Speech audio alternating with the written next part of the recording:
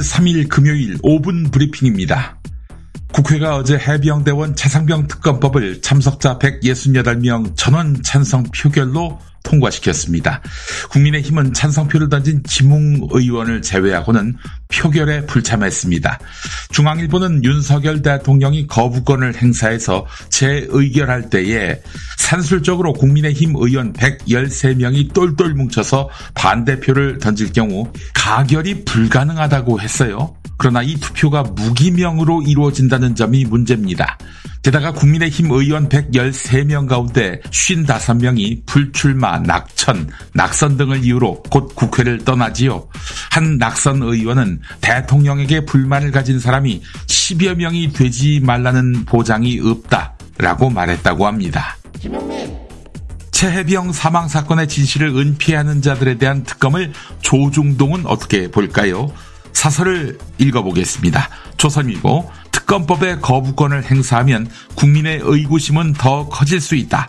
대통령이 납득할 만한 입장 표명을 해야 한다. 라고 말했습니다. 중앙일보는 혹시라도 대통령실에 피해가 가지 않을까 꼼수를 부린다면 국민적 저항을 불러일으킬 것이라고 지적했습니다. 동아일보는 이번 사태는 정부가 자초한 측면이 크다라며 핵심 수사 대상을 도피성 출국시켰다는 의혹을 들며 악화된 여론은 정부의 무리수에 대한 불신 탓이라고 했습니다. 한편 이태원 특별법도 통과됐는데요. 여야 합의 과정에서 삭제된 조항이 있지요.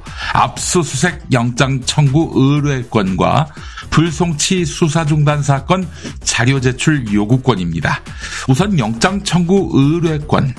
지금까지 특별조사위원회를 운영할 때마다 이게 들어갔는데 실제 조사에 활용된 적은 없었다고 합니다. 실효성이 없으니 빼도 되는 것이죠. 자료 제출 요구권은 조사위원회의 다른 권한으로 대체해 볼 수 있다. 이런 평가도 있습니다. 다만 조사에 비협조적으로 응할 때 마땅한 제재 방법이 없다는 근본적인 우려는 남습니다. 한편 청문회에 안 나오면 3년 이하 징역형에 처할 수 있게 됩니다. 윤석열 정부가 일종의 국가 비상금인 일반 예비비를 대통령실 이전과 해외 순방에 가장 많이 쓴 것으로 확인됐습니다. 한국일보가 단독 입수한 윤석열 정부의 예비비 편성 내역과 사용 조서 등에 따르면 대통령 집무실을 청와대에서 용산으로 이전하는데 예비비 650억 원이 소요됐습니다. 대통령 해외 순방 비용으로는 532억 원이 쓰였고요. 한국일보는 예비비가 본 예산을 짤 때 예견하지 못했던 일이 발생했을 경우에 한정해서 사용해야 하는데 윤석열 정부는 대통령이 추진하는 정책에 재정 보완제처럼 사용하고 있다는 지적을 소개했습니다.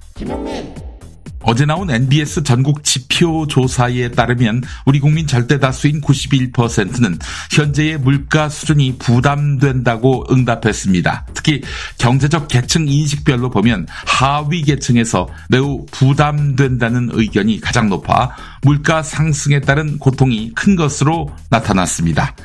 올해 소비자 물가 상승률이 3% 내외에서 등락을 거듭하는 가운데 정부가 목표로 삼은 상반기 2%대 물가 안착은 요원해 보입니다. 고공행진을 하는 과일값은 수학기 이전까지는 내려갈 여지가 크지 않은 가운데 가장 큰 변수로 국제유가가 될 전망입니다. 모레가 어린이날입니다. 초록우산 어린이재단이 아동 청소년 만 140명을 조사한 결과에 따르면 어린이 청소년의 하루 평균 수면 시간은 7시간 59분으로 3년 전 때보다 15분 줄었습니다. 반면에 하루 평균 공부 시간은 28분 늘었는데요.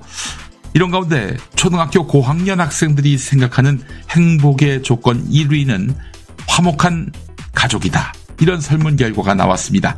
초등교사 노동조합이 초등학교 4학년에서 6학년 학생 7,010명에게 물어본 결과입니다. 가장 받고 싶은 선물은 21%로 현금과 상품권이었습니다. 5분 브리핑이었습니다.